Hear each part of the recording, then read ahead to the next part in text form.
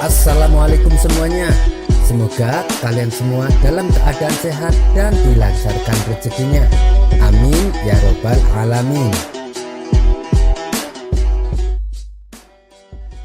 Dikisahkan Abu Jahil baru saja melangsungkan pernikahannya dengan seorang janda yang cantik. Beberapa hari kemudian Abu Nawas main ke rumahnya untuk mengucapkan selamat. Tak lupa ia juga membawa hadiah atas pernikahan Abu Jahil. "Maaf Abu Jahil, aku baru bisa datang. Belakangan ini aku sering dipanggil ke istana," kata Abu Nawas. "Tidak apa-apa, silahkan duduk Abu Nawas," balas Abu Jahil. Ketika mereka berdua tengah asik ngobrol, tiba-tiba istri barunya keluar dari kamar dan berkata manja kepada Abu Jahil, "Duhai suamiku, mataku sakit." Abu Jahil pun segera menghampiri sang istri dan mencium kedua matanya.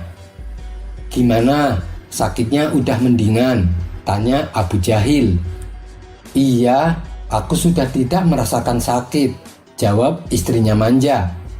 "Tapi tanganku masih sakit suamiku," kata sang istri.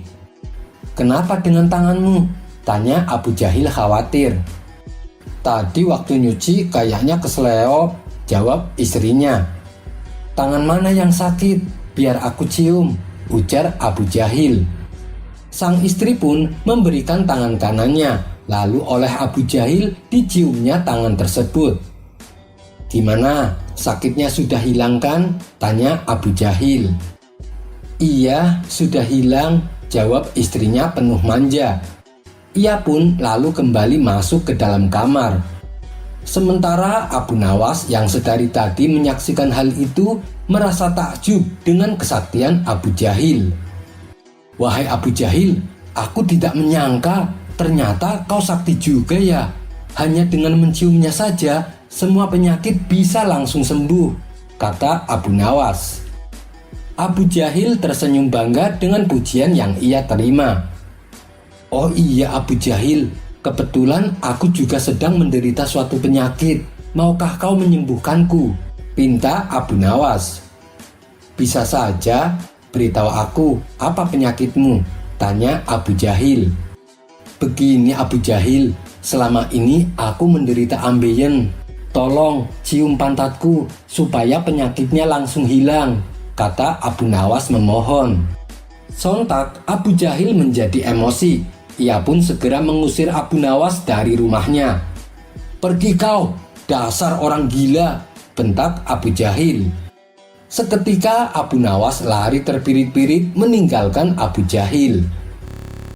Kisah selanjutnya. Dengar kisah Abu Nawas, pasti sudah tak asing dengan keledai kesayangannya. Dan pada pertemuan kali ini akan menceritakan bagaimana Abu Nawas bisa menemukan pencuri keledainya. Kisah ini berawal ketika keledainya hilang dicuri oleh maling. Ia sempat minta bantuan kepada warga setempat, bahkan sampai meminta beberapa prajurit istana untuk menemukan keledainya yang hilang. Akan tetapi semua usahanya itu sia-sia. Seminggu pun berlalu, namun keledainya belum juga ditemukan. Akhirnya Abu Nawas menggunakan akal cerdiknya, dan ini adalah harapan satu-satunya agar keledainya bisa kembali. Ia pun segera pergi ke tengah alun-alun dan berteriak di hadapan orang-orang, "Wahai para hadirin, bagi siapa saja yang bisa menemukan keledaiku, aku akan memberinya hadiah 10 dinar. Sontak para warga yang mendengarnya terkejut. "Besar sekali hadiahnya, harga keledai kan paling 5 dinar, kata salah satu warga. "Ya wajarlah, itu kan keledai kesayangannya," sahut warga lainnya. Rupanya pengumuman tersebut didengar oleh si pencuri yang kebetulan sedang berada di alun-alun. Dalam hati si pencuri berkata, "Kalau dijual di pasar paling laku 4 dinar. Kalau aku kembalikan, aku bisa mendapatkan 10 dinar." Tapi si pencuri bingung bagaimana caranya supaya bisa mengembalikan keledai tanpa diketahui bahwa dialah pencurinya. "Ngapain repot-repot? Bilang saja aku menemukannya di hutan. Kalau sampai dia menuduhku mencuri, dia kan tidak punya bukti dan aku bisa menuntutnya kembali, pikir si pencuri. Maka pada keesokan harinya, pergilah ia menuju rumah Abu Nawas. "Tuan Abu, saya menemukan keledai Tuan," kata si pencuri sambil menunjuk keledai yang dibawanya. "Oh, terima kasih sekali. Kamu siapa dan dari mana?" tanya Abu Nawas. "Nama saya Hasan, Tuan. Saya dari kampung seberang," jawab si pencuri berbohong. "Lalu, di mana kau menemukan keledaiku?" tanya Abu Nawas. "Aku menemukannya di hutan, Tuan. Saat itu aku sedang mencari kayu bakar," jawab si pencuri.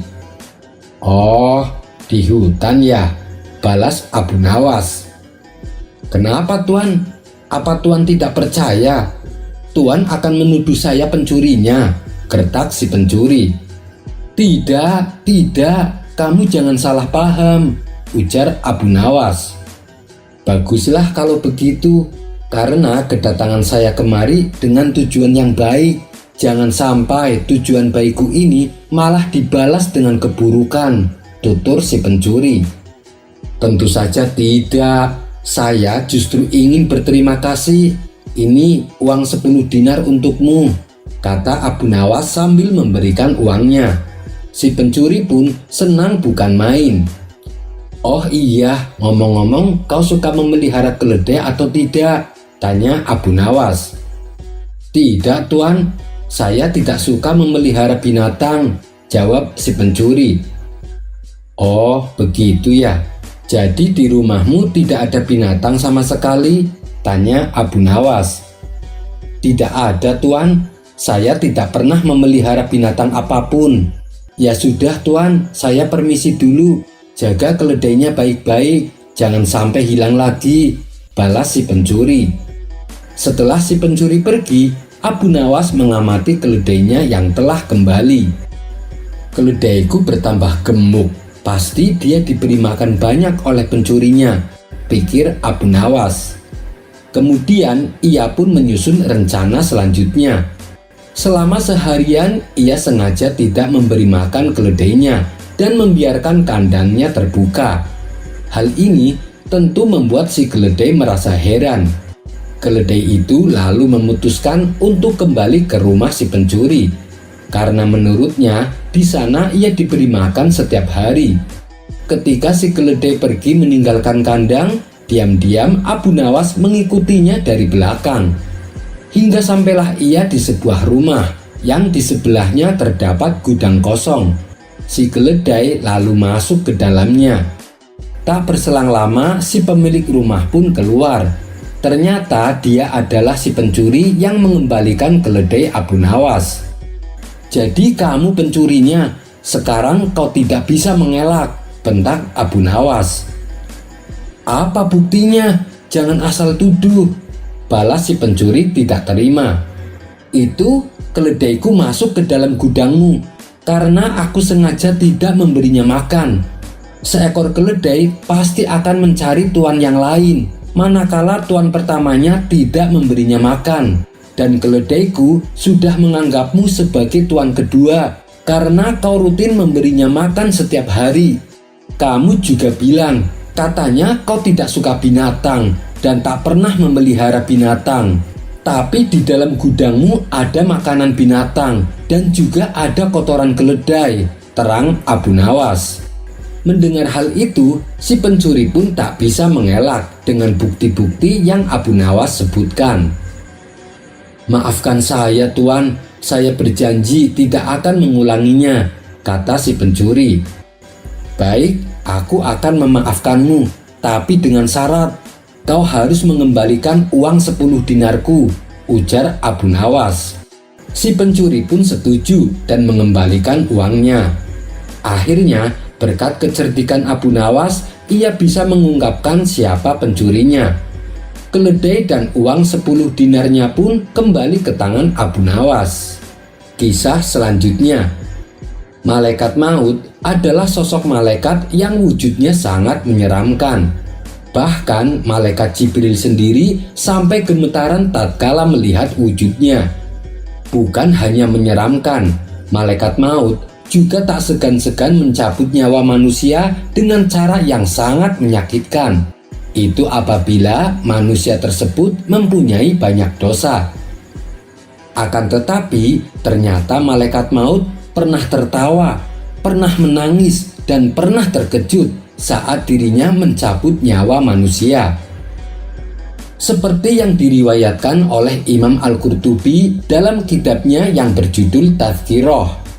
Pada suatu ketika, Allah Subhanahu wa Ta'ala bertanya kepada malaikat maut, "Apakah kamu pernah menangis ketika kamu mencabut nyawa manusia?" Malaikat maut menjawab, "Aku pernah tertawa, pernah juga menangis, dan pernah juga terkejut dan kaget."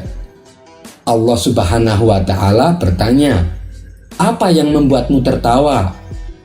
Malaikat maut menjawab, "Ketika aku bersiap-siap untuk mencabut nyawa manusia, aku melihat dia berkata kepada pembuat sepatu, 'Buatlah sepatu sebaik mungkin supaya bisa dipakai selama setahun.' Aku pun tertawa karena belum sempat ia memakai sepatunya, dia sudah kucabut nyawanya." Allah Subhanahu wa Ta'ala kemudian kembali bertanya, "Lalu apa yang membuatmu pernah menangis?"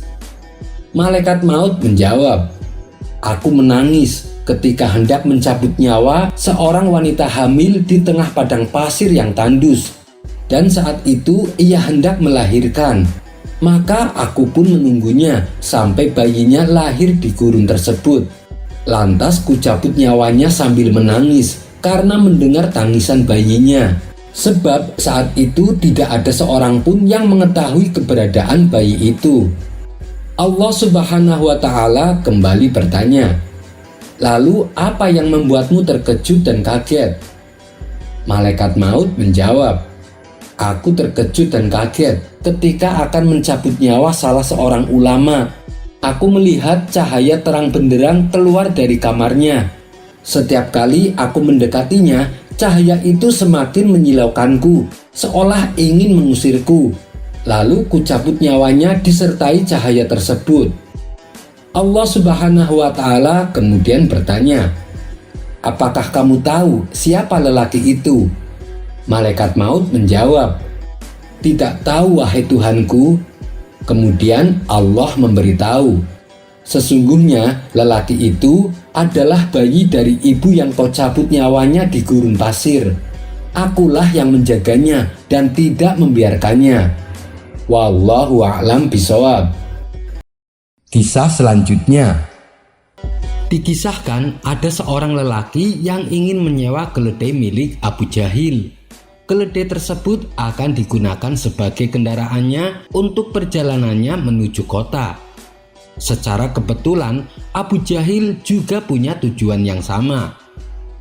"Baiklah kawan, aku sewakan satu keledai milikku dan aku akan menaiki keledaiku yang lain dan kita bisa pergi bersama-sama," kata Abu Jahil.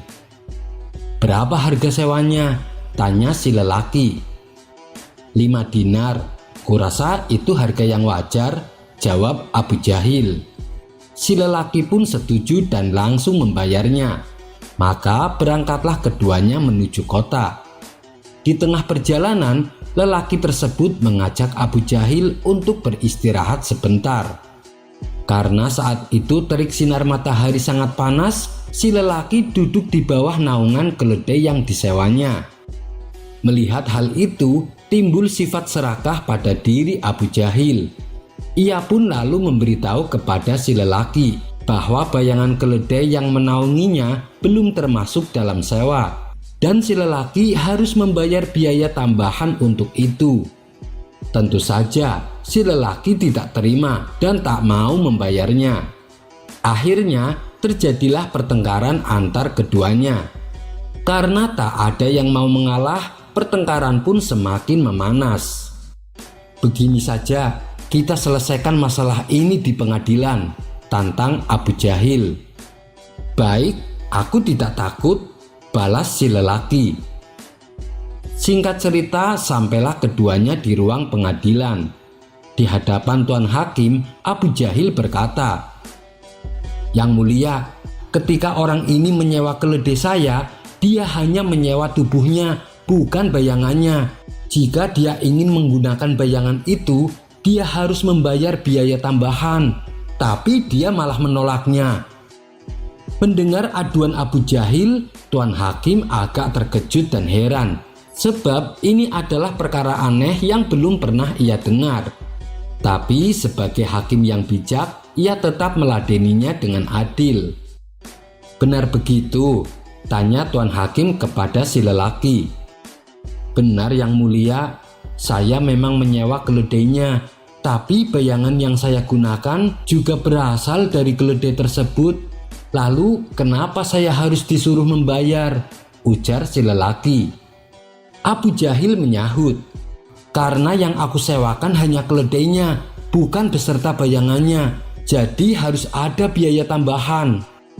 Pertengkaran pun kembali terjadi, dan kali ini lebih hebat dari sebelumnya. Sementara Tuan Hakim yang tak mau ambil pusing segera memanggil Abu Nawas untuk menyelesaikan masalah ini. Ketika Abu Nawas sudah datang, ia lalu diberitahu Tuan Hakim pokok permasalahan yang sedang diributkan. Kemudian Abu Nawas berkata kepada keduanya, "Aku akan memberikan keputusan yang adil dengan masalah yang menimpa kalian. Wahai Abu Jahil, gugatanmu untuk meminta biaya tambahan itu sudah benar, karena orang ini hanya menyewa keledaimu, bukan beserta bayangannya.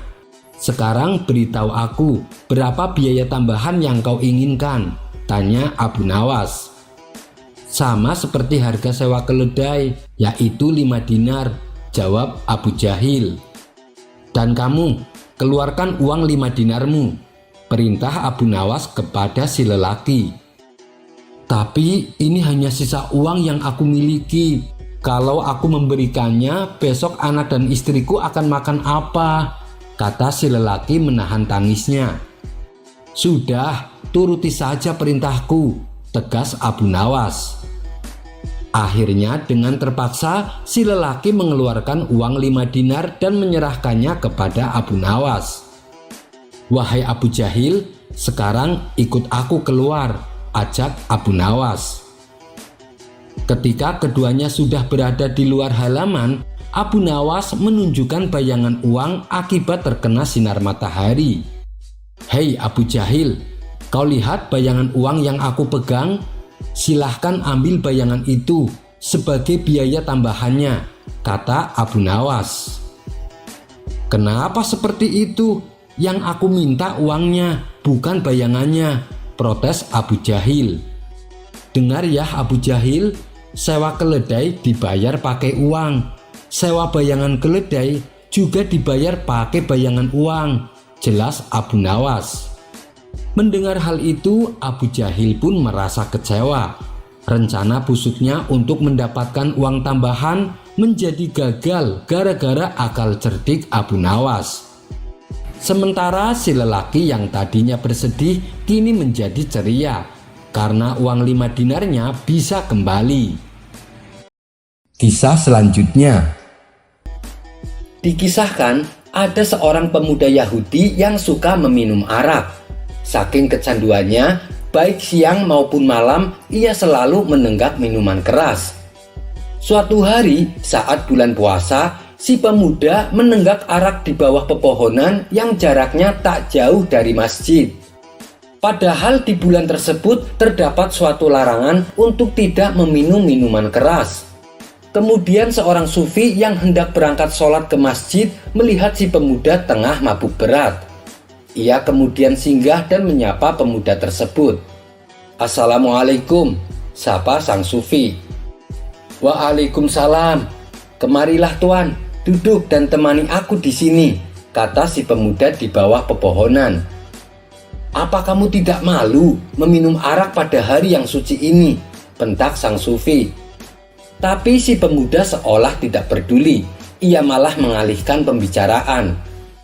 Lihatlah Tuan, betapa Tuhan menciptakan keindahan berupa pohon yang teduh dan air mancur yang mengalir.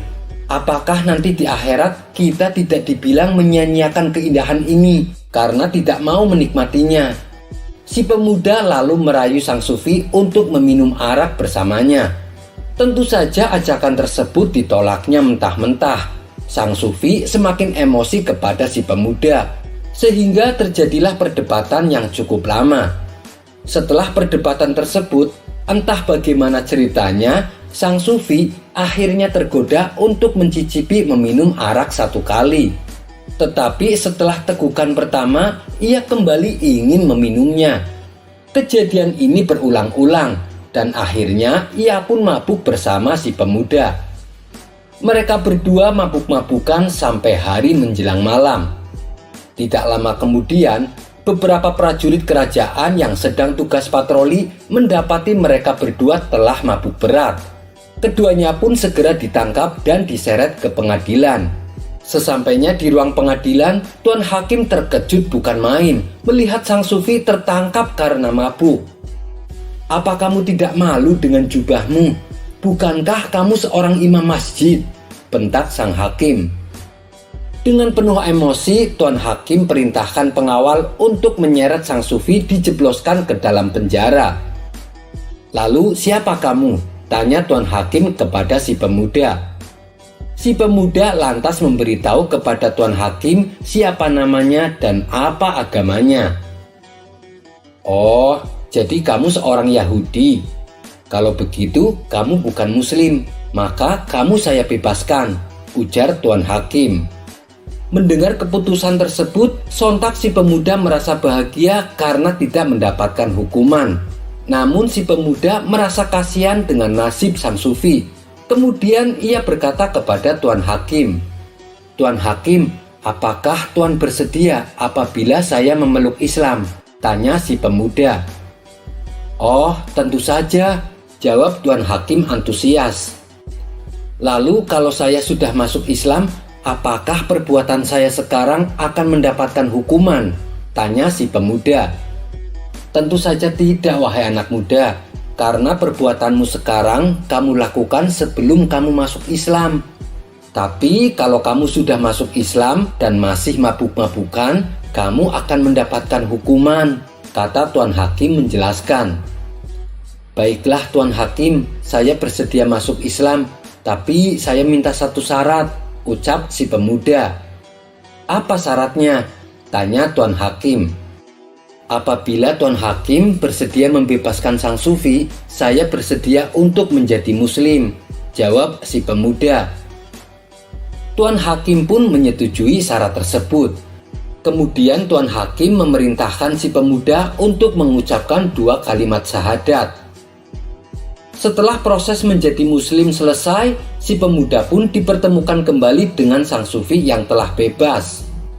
Dalam perjalanan pulang, si pemuda memulai percakapannya. "Luar biasa agamamu itu," ujar si pemuda. "Apa maksudmu?" tanya sang sufi tak mengerti. "Mula-mula saya adalah orang Yahudi dan saya berhasil menyelamatkan diri saya sendiri. Kemudian saya menjadi Muslim dan saya berhasil menyelamatkanmu kawan," jawab si pemuda mengakhiri. Kisah selanjutnya. Dikisahkan, Abu Nawas mempunyai tetangga seorang ateis. Ateis adalah suatu keyakinan yang tidak mempercayai adanya Tuhan. Meskipun demikian, Abu Nawas tetap menghormati tetangganya itu. Apabila Abu Nawas mendapatkan rezeki yang berlebih, ia tak lupa membagikannya kepada para tetangga, termasuk tetangganya yang ateis. Begitu pula dengan orang ateis tersebut. Apabila ia mendapatkan rezeki yang banyak, ia juga membagikannya kepada Abu Nawas. Keduanya hidup rukun dan saling menghormati, meskipun keyakinan mereka berdua tentang Tuhan sangat bertolak belakang. Namun ada satu hal yang membuat tetangga ateis ini tidak suka dengan perilaku Abu Nawas. Setiap orang ateis ini akan berangkat kerja, Abu Nawas selalu berkata padanya, "Alhamdulillah," manakala dirinya melintas tepat di depan rumah Abu Nawas. Sebenarnya ucapan tersebut bukan untuk mengolok-olok dirinya selaku ateis, karena Abu Nawas selalu mengatakan alhamdulillah kepada siapapun yang lewat di depan rumahnya. Dan memang sudah kebiasaan Abu Nawas seperti itu setiap paginya. Lama-kelamaan tetangga ateis ini merasa risih dan terganggu dengan ucapan tersebut. Suatu pagi saat ia hendak berangkat kerja, ia mendapati Abu Nawas sudah duduk di depan rumah. Saat dirinya melintas tepat di depan Abu Nawas, sambil tersenyum kepadanya, Abu Nawas mengatakan alhamdulillah. Marahlah tetangga ateis ini. "Tidak ada Tuhan," teriaknya dengan mata melotot. Abu Nawas sontak terkejut melihat tetangganya yang tiba-tiba marah. "Hei kawan, kenapa kau begitu emosi? Apa salah saya?" tanya Abu Nawas heran. "Aku tidak suka dengan ucapanmu. Jangan ucapkan kata-kata itu di depanku," bentak orang ateis tersebut. Karena tak ingin ribut dengan tetangganya, Abu Nawas memilih untuk mengalah. "Baiklah kawan, saya tidak akan mengulanginya," ucap Abu Nawas. Akibat kejadian itu, hubungan akrab mereka berdua menjadi renggang. Sebenarnya Abu Nawas sudah berusaha untuk tetap menjalin silaturahmi. Namun sepertinya tetangga ateis tersebut justru malah menjauhinya. Pada suatu malam, Abu Nawas merasakan lapar yang amat sangat, sedangkan dirinya tak punya uang sepeser pun untuk membeli makanan. Selepas sholat Isya, Abu Nawas berdoa, "Ya Allah, saya sedang mengalami masa yang sulit. Saya tidak punya uang, juga tidak punya pekerjaan. Berilah saya rizki ya Allah. Malam ini saya sangat lapar. Saya membutuhkan makanan," ucap Abu Nawas dalam doanya. Rupanya doa Abu Nawas ini didengar oleh tetangganya yang ateis. Maka muncullah ide usil di benaknya. "Aku akan mengerjai Abu Nawas, sekaligus membuktikan bahwa Tuhannya tidak bisa memberinya makanan," pikir tetangga ateis tersebut. Kemudian tetangga ateis itu pergi ke warung untuk membeli beberapa potong roti. Roti tersebut lalu dimasukkan ke dalam kantong yang besar. Tak lupa ia juga menyelipkan kertas di dalamnya, di mana kertas itu terdapat tulisan yang berbunyi, "Ini bukan dari Tuhanmu, ini dari tetanggamu yang ateis." Sepulangnya dari warung, ia meletakkan kantong besar tersebut tepat di depan pintu rumah Abu Nawas. Tetangga ateis itu lalu mengetuk pintunya dan langsung bersembunyi di balik semak-semak. Ia penasaran ingin tahu apa reaksi Abu Nawas ketika menerima hadiah darinya. Sementara Abu Nawas yang sedang khusyuk berdoa segera menghentikan doanya karena ia mendengar pintu rumahnya diketuk. Saat Abu Nawas membuka pintu, ia terkejut melihat ada kantong besar di depannya. Karena penasaran, ia segera membuka kantong tersebut. Setelah dibuka, ternyata isinya beberapa roti yang lezat. Abu Nawas langsung bersujud sebagai tanda rasa syukurnya. "Alhamdulillah ya Allah," ucap Abu Nawas setengah teriak. Namun tiba-tiba ia dikagetkan oleh secari kertas yang berada di antara tumpukan roti. Begitu ia mengambil dan membacanya, ternyata kertas tersebut bertuliskan, "Ini bukan dari Tuhanmu, ini dari tetanggamu yang ateis." Sejenak Abu Nawas terdiam. Dia pasti sedang mengawasiku dari suatu tempat. Dia mencoba menggoda keyakinanku, pikir Abu Nawas. Dengan suara lantang Abu Nawas berteriak, "Terima kasih ya Allah, Engkau telah mengirimiku makanan melalui setan, dan setan itu pula yang membayar semua makanan ini." Tetangga ateis tersebut tentu saja menjadi kecewa. Ia tak menyangka disebut setan oleh Abu Nawas. "Dasar kurang ajar. Bukannya berterima kasih padaku, tapi justru berterima kasih kepada Tuhannya. Malah aku disebut sebagai setan," gerutunya dalam hati. Kisah selanjutnya. Di pertemuan kali ini, kita akan melanjutkan beberapa kisah lucu sahabat Nuaiman. Suatu hari, Nuaiman melihat wanita penjual madu yang tengah kepanasan menjajakan dagangannya. Raut wajah letih dan keringat bercucuran tampak jelas pada diri wanita itu. Sedangkan madu dagangan yang ia jajakan belum ada satupun yang membelinya. Hati Nuaiman merasa iba menyaksikan hal itu. Ingin sekali ia membantu wanita tersebut dengan membeli dagangannya. Namun apa daya, ia tidak punya uang sepeser pun. Di saat itu, ia mendapatkan ide yang cemerlang. Maka dipanggillah wanita penjual madu. "Ibu, mari ibu ikut saya," ajak Nuaiman. Kemudian wanita penjual madu itu diantar Nuaiman ke rumah Rasulullah. Setelah sampai di depan rumah Rasulullah, Nuaiman berkata, "Ibu, aku akan pergi karena masih ada urusan. Sebentar lagi penghuni rumah itu akan keluar dan membayar kepadamu harga madu itu." Nuaiman pun lalu pergi meninggalkan wanita penjual tersebut. Lantas, wanita penjual madu mengetuk pintu rumah Rasulullah dan memberikan madu tersebut kepadanya. Tentunya Rasulullah merasa tersentuh dengan madu yang dianggapnya adalah hadiah untuknya. Rasulullah lalu membagikan madu-madu itu kepada para sahabatnya yang lain. Ketika Rasulullah sedang membagikan madu, wanita penjual madu itu berkata, "Wahai Rasulullah, bayarlah madu itu." Rasulullah yang mendengar itu sedikit terkejut, tapi beliau langsung memahami situasi. "Ini pasti perbuatan Nuaiman," kata beliau sembari menggeleng-gelengkan kepalanya. Tidak lama setelah kejadian itu, Rasulullah memanggil Nuaiman untuk menemuinya. Beliau meminta penjelasan maksud dibalik perilaku dari Nuaiman tersebut. "Aku ingin berbuat baik padamu ya Rasul, tapi aku tidak punya apa-apa," ucap Nuaiman. Jawaban yang diberikan dari Nuaiman lagi-lagi membuat Rasulullah tersenyum. Rasulullah Shallallahu Alaihi Wasallam seakan memaklumi sifat Nuaiman yang suka mengusilinya, namun sesungguhnya memiliki hati yang baik. Hal serupa juga pernah terjadi. Saat itu Rasulullah sedang duduk bersama para sahabatnya. Tidak berapa lama datanglah Nuaiman dengan membawa makanan.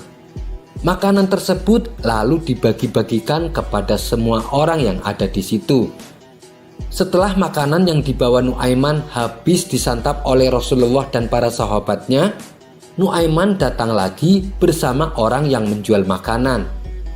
"Wahai Rasulullah, ini penjual makanan yang tadi saya bagikan. Tolong engkau yang bayar." Mendengar itu, Rasulullah menjadi bingung dan terkejut. Hingga pada akhirnya Rasulullah pun memakluminya. Beliau lalu mengajak para sahabat yang lain untuk ikut menebus bersama makanan yang telah mereka santap tersebut. Ada juga kisah lucu antara sahabat Ali bin Abi Thalib dengan Rasulullah. Kala itu Rasulullah dan para sahabat sedang duduk menikmati buah kurma. Sahabat Ali yang duduk di samping Rasulullah berniat mengerjai Rasulullah. Setiap kali sahabat Ali memakan buah kurma, bijinya selalu diletakkan di tempat biji kurmanya Rasulullah. Setelah bijinya sudah terkumpul banyak, sahabat Ali berkata, "Wahai Rasulullah, engkau makan kurma banyak sekali." Mendengar itu Rasulullah hanya tersenyum, namun beliau tak kalah cerdik. "Hai Ali, apakah engkau makan kurma bersama biji-bijinya sampai tak ada satupun biji kurma di tempatmu?"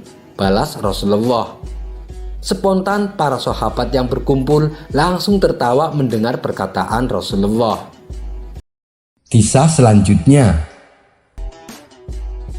Suatu ketika, Baginda Raja Harun al-Rasyid terkena penyakit yang sangat aneh. Badannya tiba-tiba panas, tubuhnya pun menjadi lemas, hingga Baginda tidak kuat untuk melangkah. Beberapa tabib dari penjuru negeri sudah mencoba untuk mengobati Baginda Raja, namun tetap saja tidak ada perubahan sama sekali. Meski begitu, Baginda Raja tidak pernah menyerah. Keinginan untuk sembuh sangatlah besar.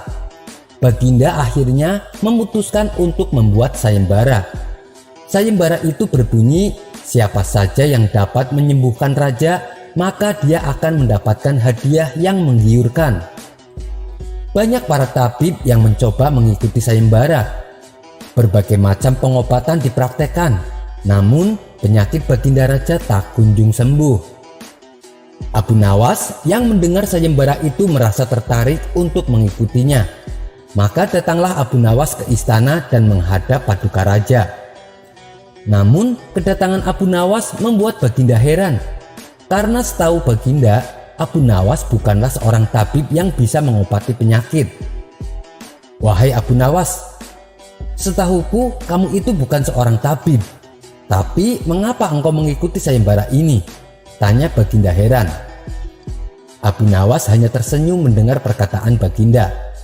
Yang mulia, janganlah melihat penampilanku, tapi lihatlah bagaimana hasil pengobatanku nanti, ucap Abu Nawas. Baiklah, aku perkenankan kamu mengikuti sayembara ini. Tapi ingat Abu Nawas, kamu jangan sampai mengerjai aku, karena badanku sedang sakit sekali. Aku lagi tidak selera untuk bercanda.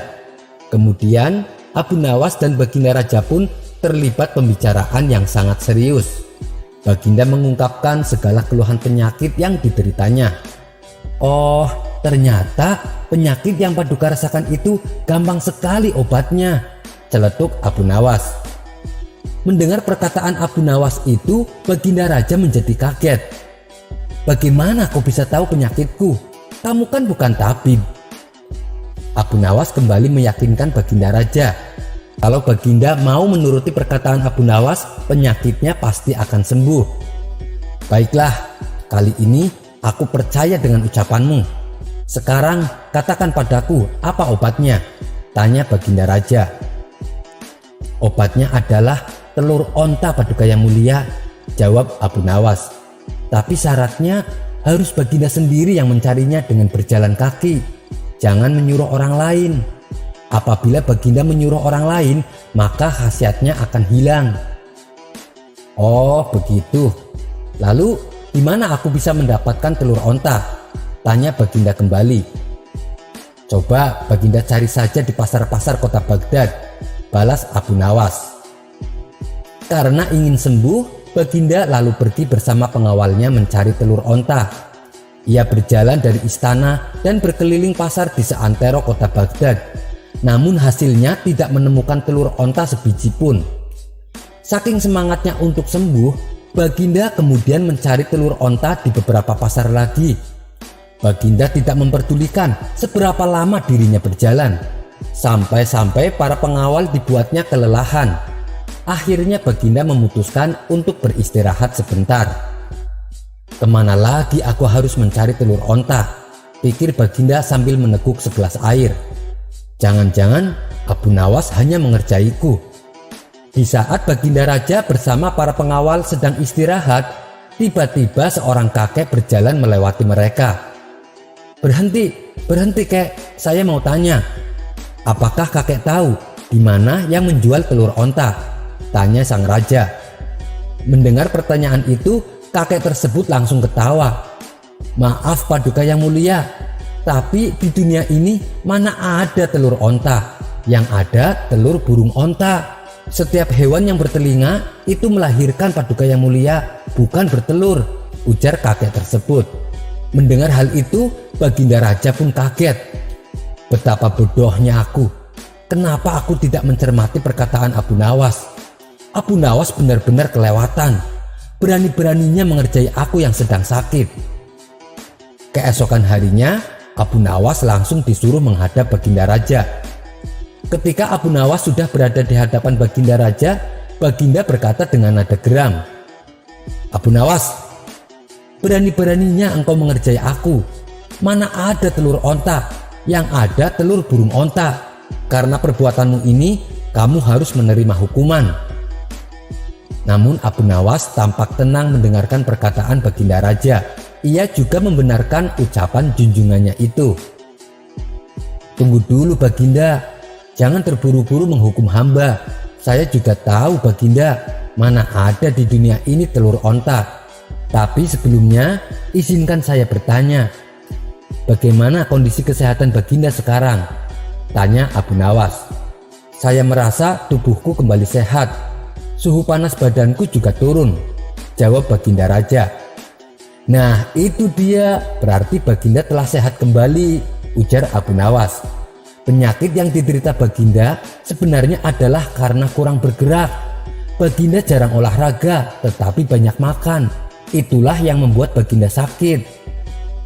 Mendengar penjelasan Abu Nawas, Baginda Raja pun kemudian tersadar. Perjalanan panjang yang dilakukan Baginda tempo hari membuat yang jarang bergerak menjadi bergerak. Aliran darahnya yang beku menjadi lancar kembali. Ya, memang aku sering di kamar dan jarang bergerak, Abu Nawas. Aku juga banyak makan. Mungkin inilah yang menyebabkan aku menjadi sakit, sahut Baginda Raja. Karena keberhasilan Abu Nawas mengobati penyakit Baginda Raja, Abu Nawas pun diberikan hadiah untuk dibawa pulang. Kisah selanjutnya. Dikisahkan pada suatu hari Abu Nawas bepergian ke kampung seberang. Ketika sampai di kampung tersebut, ia segera menuju ke pasar untuk menjual barang dagangannya. Di tengah perjalanan, ia bertemu dengan seorang kakek yang sudah tua. Sambil terhuyung-huyung, kakek itu berjalan dengan berpegangan kepada tongkatnya. Kasihan sekali kakek itu, sepertinya dia sedang sakit, pikir Abu Nawas. Ketika tepat di depan Abu Nawas, sang kakek tiba-tiba pingsan dan terjatuh ke tanah. Abu Nawas pun langsung menolongnya. Setelah diberi minuman oleh Abu Nawas, sang kakek akhirnya kembali sadar. "Kek, rumah kakek di mana? Biar saya antar," kata Abu Nawas. "Terima kasih wahai orang baik, rumahku tak jauh dari sini," balas kakek tua. Kemudian Abu Nawas menggendongnya dan mengantarkannya sampai di depan rumah. Melihat ayahnya digendong oleh orang tak dikenal, keluarganya menjadi panik. "Kenapa dengan ayah kami?" tanya mereka. "Dia tadi pingsan di jalan," jawab Abu Nawas. "Terima kasih atas bantuannya Tuan. Silahkan langsung dibawa masuk saja," balas mereka. Abu Nawas lalu membaringkan kakek tersebut di atas tempat tidurnya. Tak lama kemudian, sang kakek berpesan kepada ketiga anaknya, "Wahai anakku, sebelum aku meninggal, aku ingin membagikan warisan untuk kalian. Kau anak pertama, untukmu daerah komplek perumahan di Baghdad. Kau anak kedua, untukmu daerah komplek perumahan di Damaskus. Dan kau anak ketiga, untukmu daerah komplek perumahan di kota Basroh." Mendengar itu, Abu Nawas hampir tak percaya. Ternyata di balik penampilan kakek yang sederhana, dia adalah orang yang sangat kaya raya. Kakek itu lalu kembali berkata, "Sebenarnya masih ada tersisa satu warisan lagi, tapi aku bingung untuk siapa. Apakah di antara kalian ada yang mau menerimanya?" tanya sang kakek. Ketiga anaknya hanya terdiam. Lalu salah satu dari mereka berkata, "Ayah, kenapa tidak berikan saja kepada orang lain?" Sang kakek bertanya, "Apakah kalian yakin? Kalian tidak keberatan?" Dengan serempak mereka menjawab tidak. Tiba-tiba Abu Nawas menyela, "Kenapa tidak diberikan kepadaku saja? Bukankah aku telah menolong kakek?" Sang kakek membalas, "Baiklah, di Baghdad aku masih punya satu lagi komplek perumahan, dan itu aku berikan untukmu." Singkat cerita, beberapa hari kemudian si kakek meninggal dunia. Kabar itu pun sampai ke telinga Abu Nawas. Kemudian ia segera pergi menuju rumah keluarga kakek tersebut. Setibanya di sana, Abu Nawas meminta hak waris yang telah dijanjikan oleh mereka. "Tuan, ambillah kurma ini dan Tuan ikut kami," kata mereka sambil menyerahkan kantong yang berisi buah kurma. Abu Nawas pun menerimanya dan berjalan mengikuti ketiga saudara tersebut. Setelah sampai di komplek perumahan yang dimaksud, mereka berkata kepada Abu Nawas, "Tuan, ini adalah bagian warisan untuk Tuan.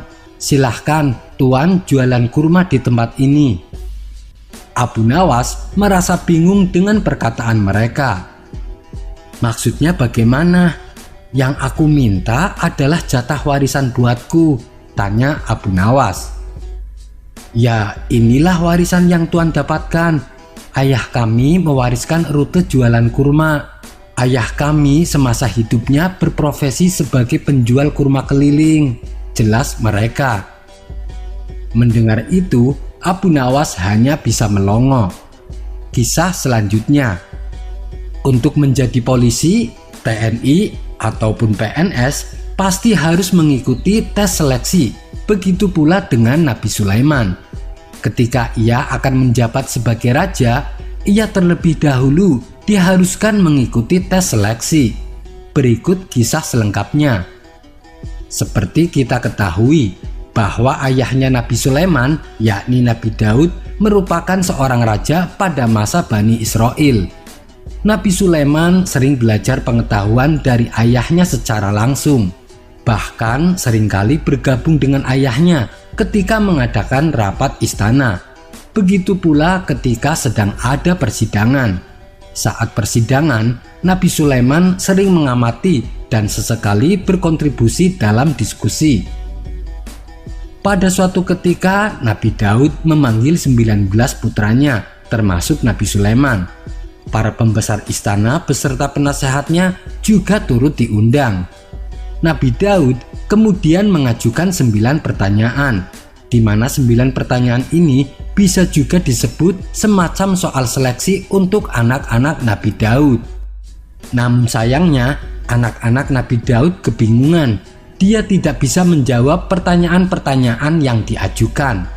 Tapi beda dengan Nabi Sulaiman, dia berdiri dan memberikan jawaban. Bahkan dia langsung menyebutkan 9 pertanyaan beserta dengan jawabannya. Jawaban Nabi Sulaiman atas pertanyaan itu menunjukkan bahwa dia adalah sosok yang bijaksana. Inilah 9 pertanyaan yang diajukan oleh Nabi Daud. Pertanyaan pertama, benda apa yang paling dekat dengan manusia? Nabi Sulaiman menjawab, hal-hal yang paling dekat dengan manusia adalah akhirat, hidup, dan mati, karena seseorang dapat mati setiap saat. Pertanyaan kedua, apakah di dunia ini yang paling terjauh? Nabi Sulaiman menjawab, hal terjauh adalah waktu, sebab yang telah berlalu tidak akan datang lagi. Pertanyaan ketiga, manakah 2 hal yang melekat satu sama lain? Nabi Sulaiman menjawab, 2 hal yang melekat satu sama lain adalah tubuh manusia dengan jiwanya. Pertanyaan keempat, apa hal yang paling menakjubkan? Nabi Sulaiman menjawab, hal yang paling menakjubkan adalah tubuh manusia mati tanpa jiwa. Pertanyaan kelima, apa 2 hal yang tetap dan tidak berubah? Nabi Sulaiman menjawab, 2 hal yang tetap sama adalah langit dan bumi. Pertanyaan keenam, manakah 2 hal yang selalu berbeda? Nabi Sulaiman menjawab, 2 hal yang berbeda adalah siang dan malam. Pertanyaan ketujuh, manakah 2 hal yang saling bertentangan? Nabi Sulaiman menjawab, 2 hal yang saling bertentangan adalah hidup dan mati. Pertanyaan kedelapan, apakah perbuatan yang hasilnya baik? Nabi Sulaiman menjawab, perbuatan yang ujungnya baik adalah kesabaran dan ketabahan pada saat marah. Pertanyaan kesembilan, perbuatan apakah yang akibatnya buruk? Nabi Sulaiman menjawab, perbuatan yang ujungnya buruk adalah yang tergesa-gesa pada saat marah. Mendengar jawaban Nabi Sulaiman, seketika Nabi Daud terkesan. Kemudian ia langsung menunjuk Nabi Sulaiman untuk mengambil alih tahta kerajaan setelah kematiannya. Itulah beberapa soal yang diajukan Nabi Daud sebelum menunjuk Nabi Sulaiman sebagai raja untuk menggantikan dirinya. Wallahu a'lam bishawab. Kisah selanjutnya. Ada kisah unik ketika malaikat maut akan mencabut nyawa seorang manusia. Kisah ini berawal ketika malaikat maut diperintah Allah untuk mencabut nyawa hambanya di negeri India. Maka turunlah malaikat maut ke bumi. Setelah ia mencari keberadaan orang tersebut, ternyata ia sedang ada di dalam istana Nabi Sulaiman. Rupanya dia adalah bawahan setia Nabi Sulaiman. Kemudian malaikat maut merubah wujudnya sebagai manusia dan memasuki istana Nabi Sulaiman. Di dalam istana, malaikat maut terus menatap tajam ke arah orang yang akan dicabut nyawanya. Hal ini membuat orang tersebut ketakutan. Ia pun lalu bertanya kepada Nabi Sulaiman. "Wahai Nabiullah, siapa orang itu?" tanyanya. "Dia malaikat maut yang datang untuk bertamu," jawab Nabi Sulaiman. Mengetahui hal tersebut, perasaan takut dan resah semakin menghantui, terlebih mengingat cara malaikat maut memandangnya. Dia menduga kedatangan malaikat maut itu untuk mencabut nyawanya. Ketakutannya ini membuat dirinya ingin berlari menghindari kematian. Ia pun lalu berkata kepada Nabi Sulaiman, "Wahai Nabiullah, dia selalu menatapku dengan tatapan yang sangat mengerikan. Jangan-jangan dia hendak mengambil nyawaku. Wahai Nabiullah, selamatkan aku dari kematian," pinta orang itu. "Bagaimana caranya?" tanya Nabi Sulaiman. "Perintahkanlah angin untuk membawaku ke suatu tempat yang jauh dari sini," katanya terus memohon. Karena terus didesak, akhirnya Nabi Sulaiman mewujudkan keinginan orang tersebut. Kemudian atas perintah Nabi Sulaiman, angin membawa orang itu ke sebuah tempat yang jauh. Ketika sampai di negeri India, orang itu meminta kepada angin untuk berhenti. Ia mengira bahwa di tempat itu dirinya sudah selamat dari ancaman kematian. Namun ternyata justru disitulah malaikat maut melaksanakan tugas sesuai yang diperintahkan Allah, yakni mencabut nyawa orang tersebut di negeri India. Keesokan harinya, malaikat maut kembali berkunjung ke istana Nabi Sulaiman. Nabi Sulaiman lalu bertanya perihal perilaku malaikat maut yang memandang orang tersebut dengan tatapan yang mengerikan di pertemuan kemarin. Malaikat maut menjawab, "Kemarin aku resah karena aku diperintah untuk mencabut nyawanya di India, sementara dia masih berada di sini. Namun waktu ajalnya telah datang, aku mendapatinya dia sudah berada di India. Alhamdulillah, dia sudah meninggal dunia sesuai pada waktu dan tempatnya," jelas malaikat maut. Kisah ini terdapat dalam kitab Al-Majalis As-Saniyah karya Syekh Ahmad bin Syekh Hijazi Al-Fusni.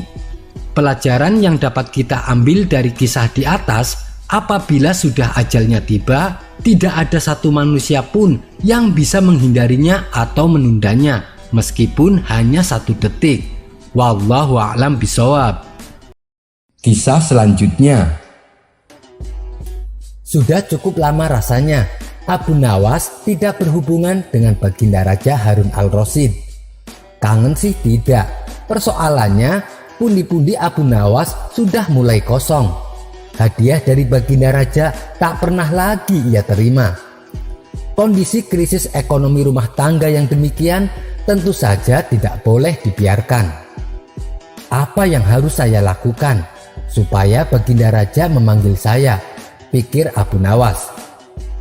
Lama berpikir, tiba-tiba hujan turun dengan derasnya. Abu Nawas pun langsung berlari masuk ke dalam rumah. Dalam keadaan sedikit basah kuyup, Abu Nawas bergeming. Bukankah hujan adalah rahmat? Tapi kenapa aku harus lari menghindarinya? Dari situlah muncul ide cemerlang supaya dirinya dipanggil Baginda Raja. Keesokan paginya, Abu Nawas langsung menjalankan misinya. Ia pergi ke pasar dan berdiri di tengah-tengah keramaian. Lalu dengan lantangnya ia berkata seperti orang beraliran sesat. "Wahai umat manusia," teriak Abu Nawas, "ketahuilah, saya Abu Nawas adalah orang yang sangat membenci pada yang hak dan suka kepada yang fitnah. Dan saya adalah orang yang lebih kaya dibandingkan Allah," ujarnya berkali-kali. Padahal selama ini Abu Nawas dikenal sebagai orang alim yang taat. Dia memang gemar bersikap jenaka. Hanya saja leluconnya tak sampai ngawur seperti sekarang. Ulah Abu Nawas ini pun akhirnya diadukan oleh warga kepada Baginda Raja. Mendengar pengaduan warga, Baginda menjadi geram. Ia lalu menyuruh beberapa pengawal untuk menangkap Abu Nawas. Setibanya Abu Nawas di istana, Baginda Raja langsung membentaknya dengan penuh amarah. "Kamu sudah murtad, Abu Nawas. Perkataanmu bukan lagi lelucon dan ini tidak bisa dibiarkan. Kamu harus masuk penjara." "Memangnya salah hamba apa, Paduka Yang Mulia?" Abu Nawas pura-pura bertanya. "Bukankah tadi di pasar kamu mengatakan bahwa kamu tidak suka dengan yang hak atau kebenaran, malah kamu menyukai yang fitnah? Belum lagi kamu mengatakan kamu mengaku lebih kaya dari Allah. Kamu bilang begitu kan?" hardik sang raja. "Benar, Paduka Yang Mulia," jawab Abu Nawas kalem. "Mengapa engkau berkata begitu? Sudah kafirkah engkau?" tanya Baginda lagi. Dengan entengnya Abu Nawas menjawab, "Ah, saya kira Baginda juga seperti saya. Baginda pasti membenci perkara yang hak." "Kurang ajar kamu," bentak Baginda makin emosi. "Jangan marah dulu, wahai Paduka Yang Mulia. Dengarkan dulu keterangan saya," kata Abu Nawas mencoba menenangkan Baginda Raja. "Keterangan apa lagi yang ingin kau jelaskan? Sebagai seorang muslim, aku membela dan bukan membenci perkara yang hak. Kamu harus tahu itu," ujar Baginda Raja. Abu Nawas kemudian berkata, "Begini Paduka Yang Mulia, setiap ada orang yang membacakan talqin, saya selalu mendengar bahwa mati itu hak dan neraka itu hak. Nah, siapakah orangnya yang tak membenci mati dan membenci neraka yang hak itu? Tidakkah Baginda juga membencinya seperti aku?" Baginda Raja langsung terdiam begitu mendengar penjelasan Abu Nawas. "Ya, tentu saja kematian dan neraka adalah yang hak," ujar Baginda mengangguk-angguk. "Tapi bagaimana dengan pernyataanmu yang menyukai fitnah?" tanya Baginda ingin tahu. "Bukan hanya saya saja, Baginda, tapi Baginda pasti juga menyukai fitnah," jawab Abu Nawas. "Baginda barangkali lupa bahwa di dalam Al-Quran disebutkan harta benda dan anak-anak kita adalah fitnah. Padahal Baginda juga menyenangi harta dan anak-anak seperti halnya saya." "Benar begitu, Paduka Yang Mulia," lanjut Abu Nawas. Sekali lagi Baginda hanya bisa mengangguk-angguk. "Ya, memang begitu," ujar Baginda Raja membenarkan. "Lalu bagaimana dengan pernyataanmu? Kamu mengaku lebih kaya daripada Allah. Apakah kamu sudah sinting? Kamu tahu kan kalau Allah itu maha kaya dan maha segala-galanya?" Abu Nawas kembali menjelaskan, "Anak adalah kekayaan. Baginda pasti tahu itu. Sedangkan Allah tidak mempunyai anak. Saya mempunyai anak. Berarti saya lebih kaya daripada Allah. Karena Allah tidak beranak dan tidak diperanakan." Baginda lagi-lagi hanya bisa terdiam. Semua yang dikatakan Abu Nawas memang benar adanya, ujar Baginda dalam hati. "Ya, kamu memang benar Abu Nawas. Tetapi apa maksudmu berkata begitu di tengah pasar sehingga membuat keonaran?" tanya Baginda Raja. "Tujuan saya adalah supaya ditangkap dan dihadapkan kepada Baginda Yang Mulia. Karena hanya inilah satu-satunya cara agar hamba bisa bertemu dengan Baginda," ujar Abu Nawas. "Lalu apa perlunya kau menghadapku?" tanya Baginda bingung. Agar bisa mendapat hadiah, jawab Abu Nawas cengengesan.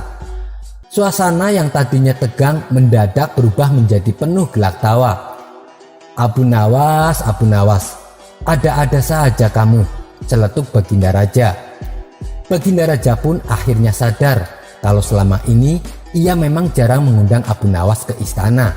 Sambil memberikan hadiah beberapa keping emas, Baginda Raja berkata kepada Abu Nawas, "Kalau kamu butuh apa-apa, langsung saja datang ke sini. Bilang padaku apa yang kamu butuhkan. Tidak perlu pakai cara-cara seperti ini lagi." "Baik Baginda, saya mohon maaf," ucap Abu Nawas. Ia pun lalu mohon diri pamit pulang dengan membawa hadiah dari Baginda Raja. Sekian dulu perjumpaan kita kali ini. Sampai bertemu lagi di kisah selanjutnya. Terima kasih yang sudah subscribe dan setia menonton channel ini. Wassalamualaikum warahmatullahi wabarakatuh.